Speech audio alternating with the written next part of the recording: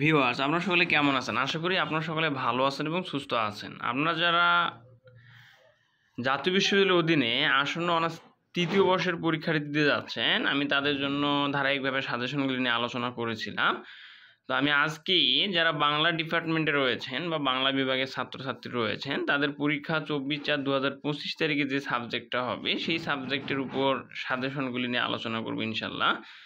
তো আপনারা ভিডিওটা স্কিপ না করে অবশ্যই প্রথম থেকে শেষ পর্যন্ত দেখবেন। এখানে শেষ মুহূর্তে চূড়ান্ত প্রস্তুতি, সিগন্যাল চূড়ান্ত সাজেশন আর কি। এই সাজেশনে এখানে যে প্রশ্নগুলি দেওয়া রয়েছে, এগুলো পড়লে আশা করা যায় আপনারা ৯০% নাম্বার পরীক্ষায় গিয়ে কমন পাবেন। এটাতে কোনো সন্দেহ নেই ইনশাআল্লাহ। তো দেখেন, আধুনিক যুগের প্রথম পর্ব, যেটার হলো বিষয় কোড ২৩/১০/০১। এখানে খ বিভাগের যে সংক্ষিপ্ত প্রশ্নাবলী রয়েছে সেগুলো: ১ নম্বরে ইয়ং বেঙ্গল কারা, তাদের আদর্শ কি ছিল? ২ নম্বর বাংলা গদ্যের বিকাশে উইলিয়াম কেরির অবদান মূল্যায়ন করো। ৩ নম্বরে বাংলা গদ্যের বিকাশে রাজা রামমোহন রায়ের অবদান সংক্ষেপে লিখো। ৪ নম্বর বাংলা নাট্য সাহিত্য নটগুরু বলা হয় কেন?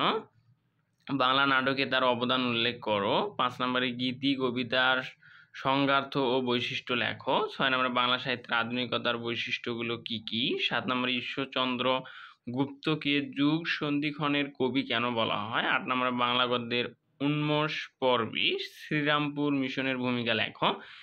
এবার আপনারা একটু পড়ে নেবেন আর কি এগুলো। ৯ নম্বর, ১০ নম্বর, ১১, ১২, ১৩, ১৪, ১৫, ১৬, ১৭, ১৮, ১৯, ২০, ২১, ২২, ২৩টা, অর্থাৎ খ বিভাগের জন্য ২৩টা প্রশ্ন দেওয়া রয়েছে।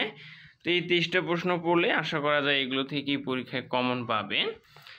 এবং গ বিভাগের জন্য যদি আমি একটু আলোচনা করে দিই, গ বিভাগের জন্য কয়েকটা প্রশ্ন এখানে রাখা হয়েছে। বাংলা সাহিত্যের আধুনিক যুগের বৈশিষ্ট্যগুলো আলোচনা করো। ২ নম্বর বাংলা গদ্য ভাষার বিকাশে সংবাদপত্র সাময়িক পত্রের ভূমিকা আলোচনা করো। ৩ নম্বরে বাংলা প্রবন্ধ সাহিত্যে প্রমোদ চৌধুরীর অবদান আলোচনা করো। ৪ নম্বরে বাংলা নাট্য সাহিত্যের বিকাশে মাইকেল মধুসূদন দত্তের অবদান মূল্যায়ন করো।